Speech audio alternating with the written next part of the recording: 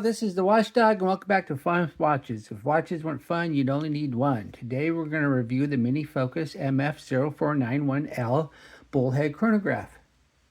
Let's start with the wrist check.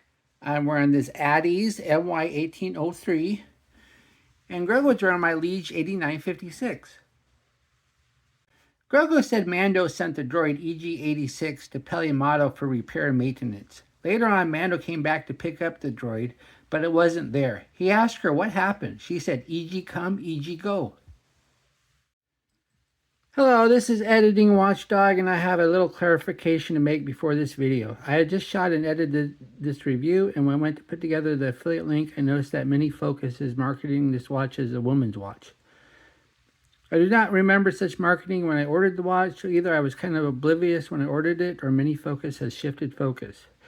I do not have an issue with reviewing a woman's watch. I just was not aware at the time of my review and never did address the issue.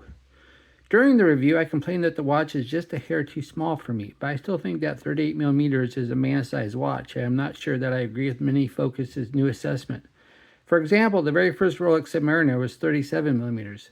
I try to avoid politics and controversial issues on this channel as I want to keep it fun, and in no way am I implying that you can't wear this watch no matter your gender. Alright, let's take a look at the watch. The watch did not come in a box. All it did was come with a little set of instructions and a hang tag. But here it is. It's a nice looking watch. I'm very impressed with the looks of this thing. This is the fourth Mini Focus on my channel. This one is a bullhead chronograph, meaning that the crown and pushers are on top of the watch head. It got its nickname due to the pushers kind of resembling the horns of a bull.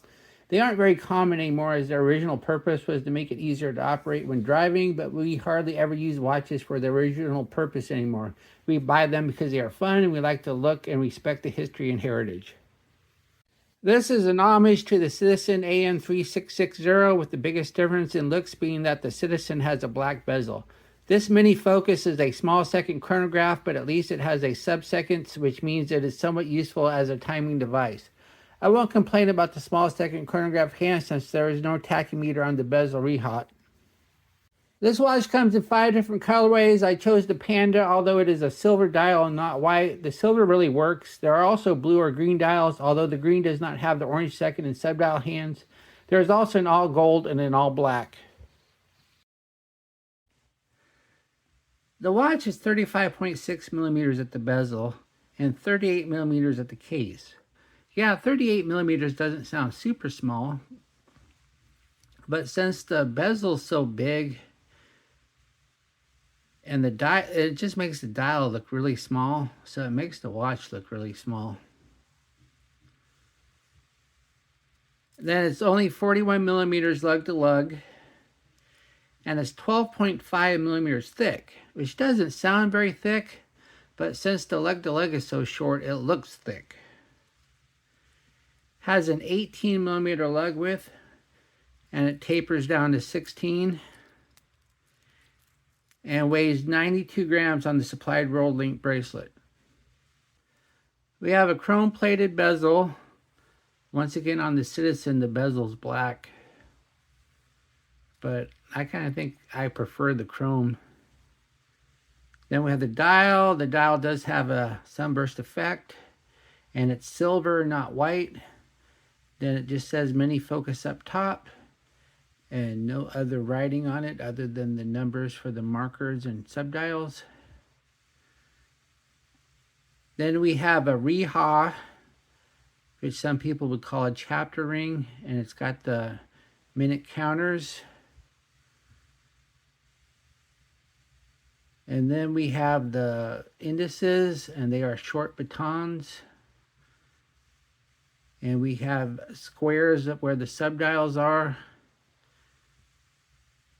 And then we have very thin stick hands, but they do have tips on them. And the hands are loomed. The second hand, though, is orange and not loomed. And then we have a date at the 4:30. And then we have the 3 subdials. The right subdial is the small second chronograph. The bottom subdial is the chronograph minute counter. and the left subdial is the sub-seconds, and it goes around every 2 seconds. That's why you have 0, 0, and 0, 0, because it starts counting again. To see the chronograph in action, just press the top left pusher, and there you go. The right chronograph hand's ticking. There's the sub-seconds. Push it again to stop, then press it again to reset, or press the right pusher to reset. And it's not a mecha quartz, so instead of an instant snapback, you get a fast rewind. Then we have an unsigned push-pull crown, and the crown is very, very small. And I think that was just necessary, because if they would have made it bigger, it would have been hard to fit the bracelet. So they had to make it tiny. That's just the reality of this bullhead design. But it is kind of a pain. It's really little, and it's kind of hard to turn just because it's hard to get a grip. Then when you go to set it, you do get that annoying minute hand jump. Now, a lot of watches, you can get around that by holding the crown when you press down, but you can't really do that with this one because the crown's so small. So that annoying minute hand jump is just something you're going to have to live with. And then the pushers do not have screw down, but you only get 30 meters water resistance, so you're not going to take this in the water anyway. Then we have a flat mineral glass crystal. You don't get sapphire at this price. There's nothing wrong with the crystal. One nice thing about glass is it doesn't reflect near as much as sapphire. And it doesn't scratch as bad as acrylic. Of course, acrylic, you can buff out the scratches. If you scratch glass, you're stuck with it. Then we have the case. The case is a chrome-plated alloy, but it's very well done because it's a brush case, and a lot of brush cases, when you chrome-plate it, it just looks bad. But this one, you can hardly tell. So this one is a very nice looking case. I think they did a good job with it. You gotta understand this is a $20 watch, so you're not gonna get great finish work. But I've seen brushed chrome plated alloys that just look horrible, and this one does not. Then we have the case back. It looks like it's a coin edge, but it's not. You can see the little notch, so it's a pry off. That's where you would put a tool to pry the case back off. Then you have the MF for mini focus in the middle. Then you have the model number right down here. Then it says stainless steel back, which is a good tell that the rest of the case is not. And then it says 3 ATM water resistant, made in PRC, which is the People's Republic of China.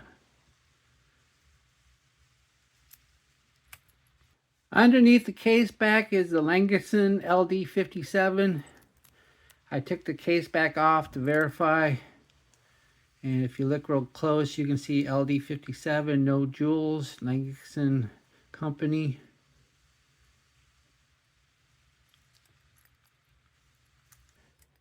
Then we have the bracelet. The bracelet is a rolled link bracelet. But look at that though, the rolls are pretty tight. You don't see much gap between the center part here. So I'm not a big fan of rolled link bracelets, but I've definitely seen a lot worse than this one. And it doesn't seem to be a hair puller like most rolled link bracelets because everything's so tight. So, but it is an 18 millimeter. And there's not a lot of room here. So if you take this off, yeah, you can probably get a strap on here, but you'll never get a NATO because there's really not much of a gap once you put the spring bar back in. So it'd be really difficult to get a NATO in there. It'd have to be a really thin NATO. And then one big complaint about rolled link bracelets are sizing, but since this has this type of clasp, that's really not an issue. You just move this back and forth. You don't actually remove links because rolled link bracelets where you have to remove the links have these little pegs here, and they're really a real pain. And then if you look at the clasp too, it is signed. Here's the watch and my 7.5-inch wrist. It looks nice. It wears nice and flat. Just looks a little small for me though. But then again, I just prefer a little bit larger watches. Some people are perfectly happy with this size, so I guess it all depends on your taste. I just wish it was just a hair bigger. And then if you look there though, looks like I can move the clasp out another inch. So you should be able to wear this if you have an 8.5-inch wrist. Of course, if you have an 8.5-inch wrist, I don't think you'd want to wear this watch. I think it would look way too small on you.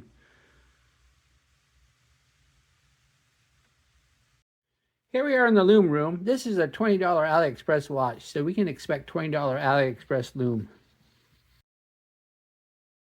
As we speed up the time, we see that only the major hands and the indices are loomed and none of the subdials. The index loom fades almost immediately, but the hand loom is much better. It is not good loom, but at least the hands outlast the markers, so it is at least so-so and somewhat useful. What I like about this watch? Well, they really nailed the look. It's a very nice looking watch.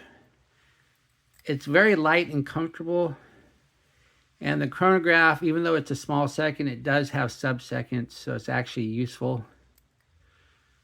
What are my gripes and groans? It's just too small for me. If it was just maybe 2 millimeters bigger, it would make a world of difference. And it does have that annoying minute hand jump when you go to set it. And since the crown's so small, it's really hard to hold the crown when you press in to get around that. Do I recommend this watch? Sure. As long as you are okay with small size, this watch is great. And it's only $20. And it really looks nice. Well, thank you for watching my review of the Mini Focus MF0491L Bullhead Chronograph. And I will be back with another review. Be sure and like and subscribe to my channel. And if you like this watch, be sure to use one of my affiliate links and I'll get a small commission and it won't cost you any more. And be sure to check out my Members Choice. Bye.